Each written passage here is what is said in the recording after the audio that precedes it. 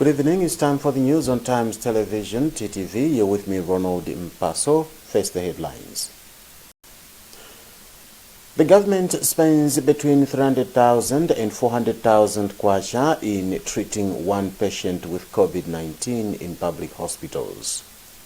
The continued sale of land to foreigners worries CSO. And over 200 needed students under the Open Distance and E-Learning program at Mzuzu University have no digital gadgets. With these and other stories, stay with us.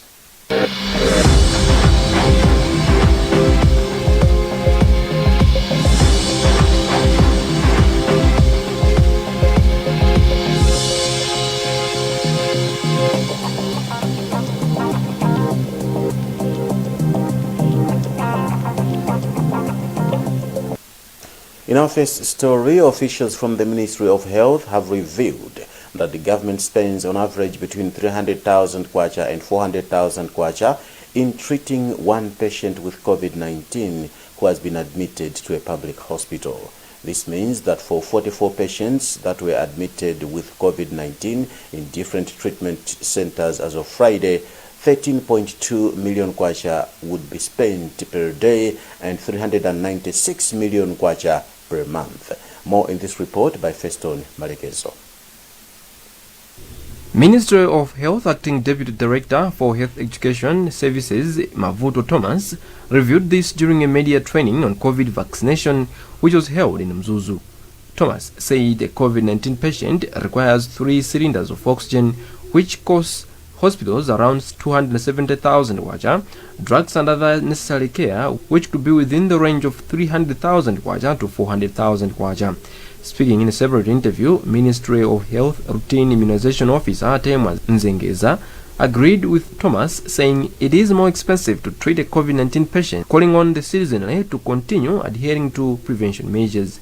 Nzengeza said it is interesting that a lot of men are now turning up for COVID-19 vaccination, unlike in the past. It is more expensive to treat somebody who has COVID-19 than to vaccinate. So what I would say is to call upon the people to come get the vaccine. And even the saying goes, prevention is always better than cure. So let people come, prevent themselves so that they don't suffer from COVID-19, and they also make life cheap for the nation, for the ministry, for everybody, even for themselves, because they also incur a cost in a way.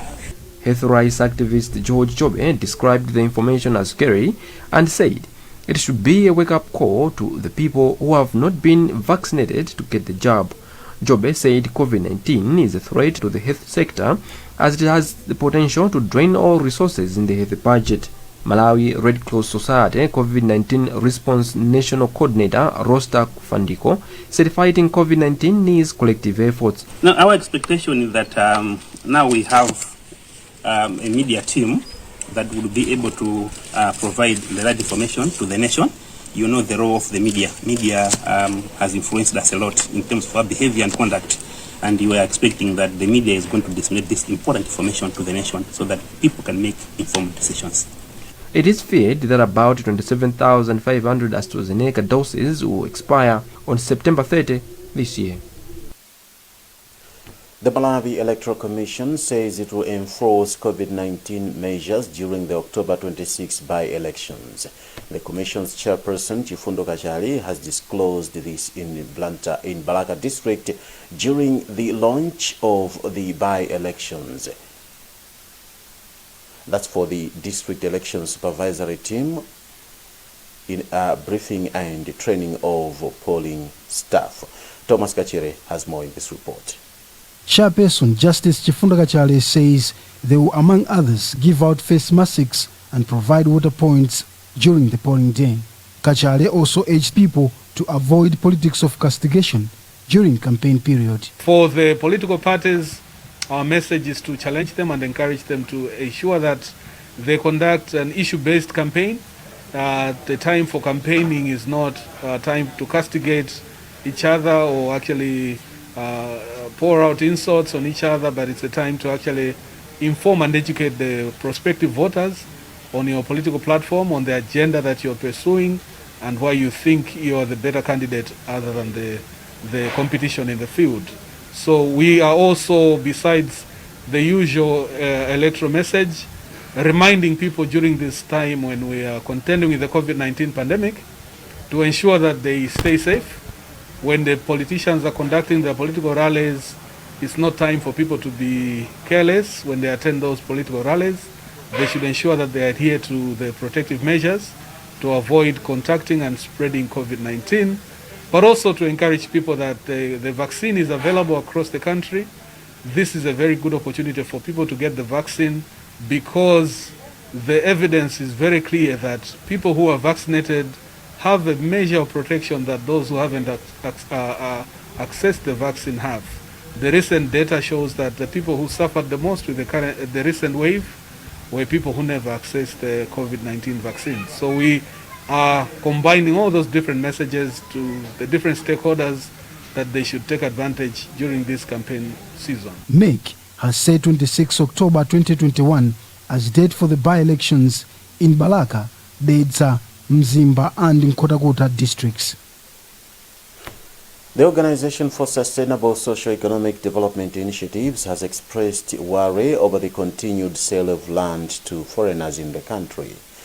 This follows reports that a lot of land in the area of Traditional Authority Kabudula in Lilongwe district has been sold. Wezi Gausi has a report. OSED project manager Mpaso Zulu says it is high time that people stopped selling land unnecessarily. Zulu further warned chiefs to desist from signing land papers without proper procedures, as that has helped in escalating the vice. The issue of selling land is something that has become very popular in our area.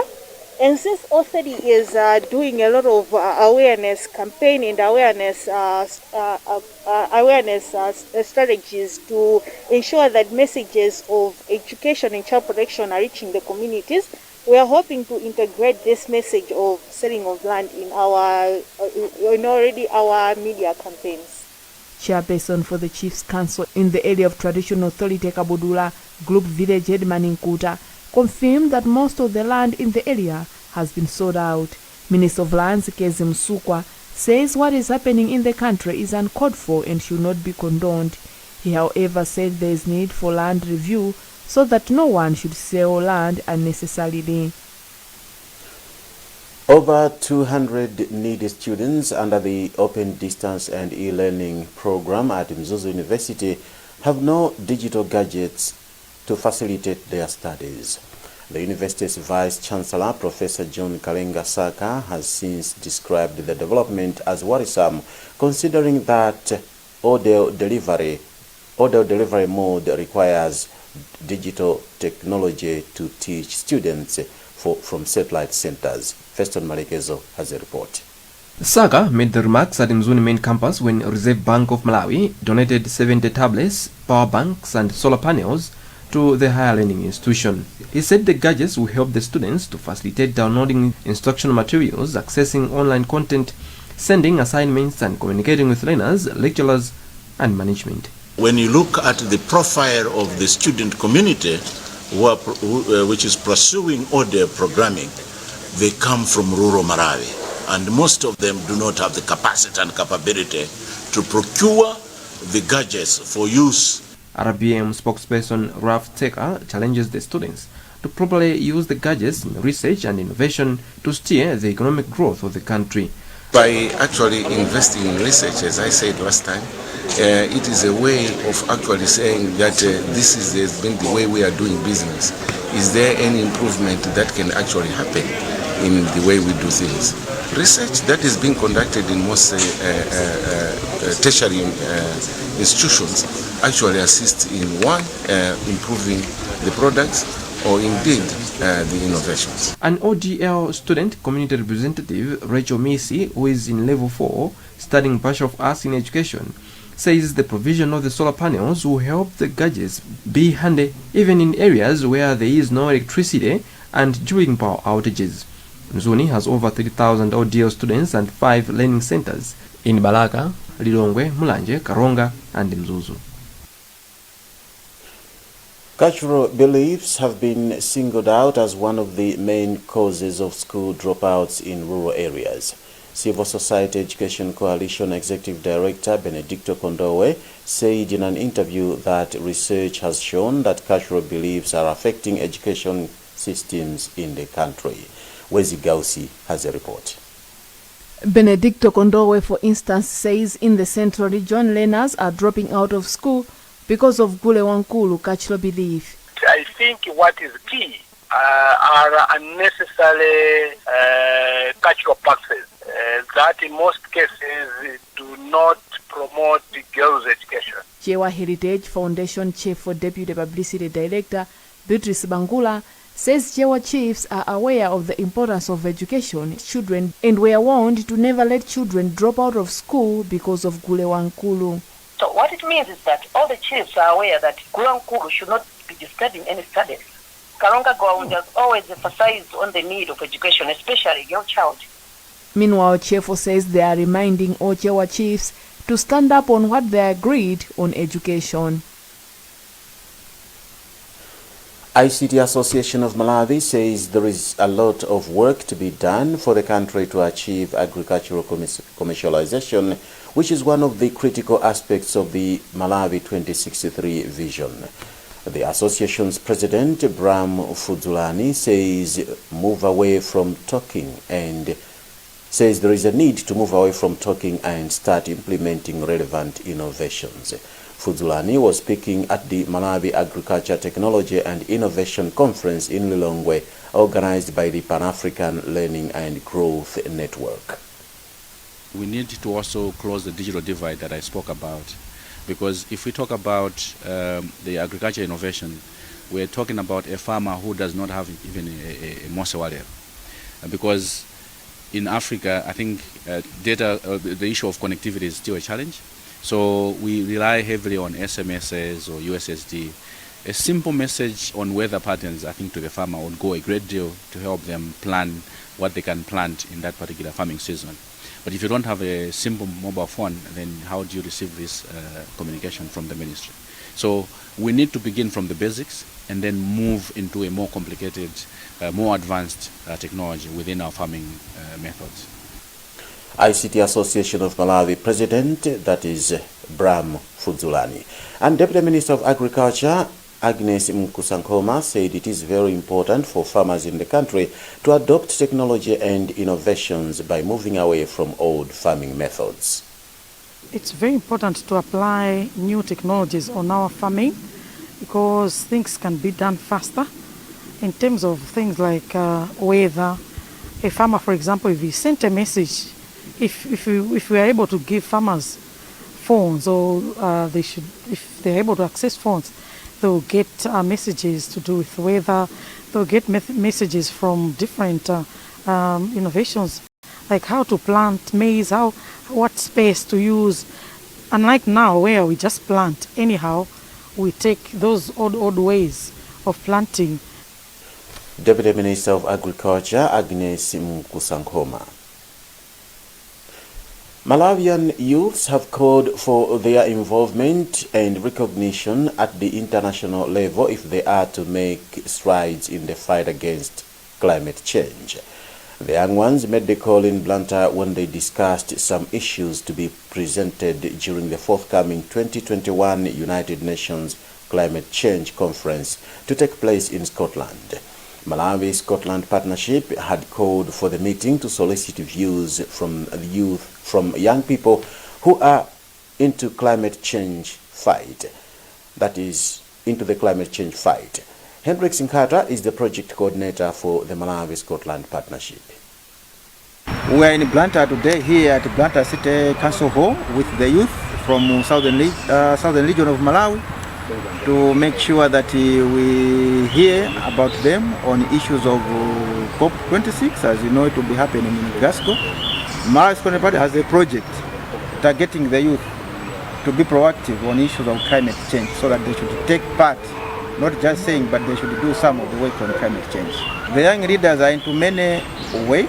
Others are into biogas production, others are into briquettes making of organic manure, others are into advocacy. Youth, they are in a category of vulnerable groups, and vulnerable groups are the ones that are affected much. So the majority of Malawians are the youth. Almost 75% are the youth in Malawi. So we believe if we train the youth, we empower the youth, we are developing our country, Malawi. That's Hendrix Nkata from the Malawi-Scotland Partnership. And one of the young leaders from Bangwe Township in Blantyre, Tisungane Sitima, hailed the organization for giving them an opportunity to present their views. Okay, this project is very important because I've been able to know what COP is it all about and how climate change is affecting youth in Malawi and around the world. And also it is very important because it is taking the voice of the youth to be heard at the international level, whereby they are now taking part in reducing the causes of climate change and also how to deal with the impacts of climate change. Okay, the most important thing that I want to the countries to discuss and also to draw much on is on the proposed 100 billion which they pledged. So what they need to do is to fulfill that pledge so that it can help countries to deal with climate change impacts, and also especially developing countries like Malawi, because we are the ones who suffer the most when it comes to climate change. That's a youth from the city of Blantyre, Tisungane Sitima. You're watching the news on Times Television, TTV. We now take a break. We'll be back shortly.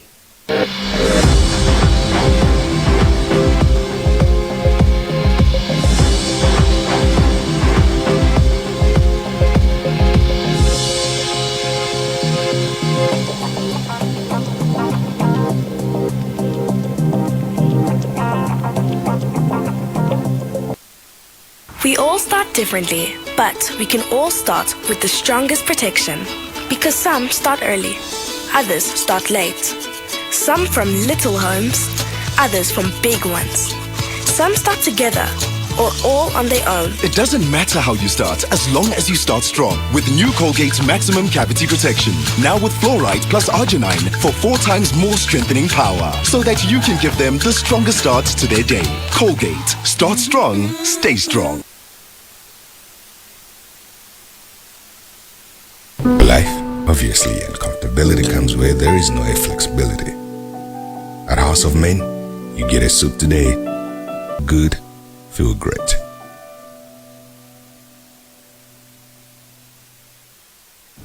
If there's one thing that all soaps do, it's wash. From buckets to basins, bathrooms to streams, and everything in between. All soaps wash. Yes, but Protex is different. Its reinvented formula with flaxseed oil boosts your skin's natural anti-germ defenses by 10 times more, protecting you against 99.9% of germs. So what keeps us healthy? Protex! Good health starts here.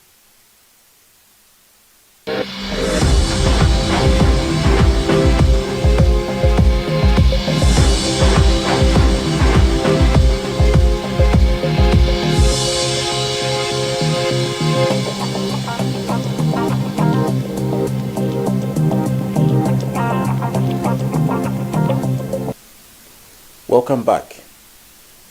Former CCAP Blantyre Synod moderator Reverend Masauko Mbolembole has commended the Christians of Mount Olive CCAP congregation for joining hands in constructing a modern church building.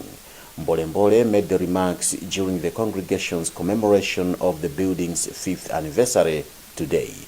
The church building can seat about 1,000 congregants in one service and was officially opened on the 26th of September in the year 2016. We have this report. The commemoration started on Thursday with evening prayers and continued with a sports day on Saturday. It reached its climax on Sunday with Reverend Mbolembole as the guest of honor. In his sermon during the celebration, Reverend Mbolembole asked members of the congregation to continue working with Jesus if they are to succeed in their endeavors. He thanked the congregants for building a modern church with minimum support from outsiders. When I was given an opportunity to consider preaching on this ceremony, I looked at the fact that the church has been moving for 5 years now, worshiping in a very magnificent building. But my critical question was, have people benefited out of their being worshipping in a very magnificent building? A building which you can take it anywhere else, it will stand the test of times. So when I was looking at that, I felt it is imperative that these people must consider some of the things that are very important as we walk as Christians. Mount Olive CCAP moderator Reverend Oswald Chinyama said it is pleasing that the congregation continues to grow in all aspects. The journey has been great, has been wonderful. Of course, challenges have been there, but we have seen the faithfulness of God in this journey. Yeah, we have seen church growth in terms of spiritual growth, but also in terms of structural growth, but also in terms of numbers. So it has been a time of church growth, but also we've seen God being faithful, guiding us and leading us.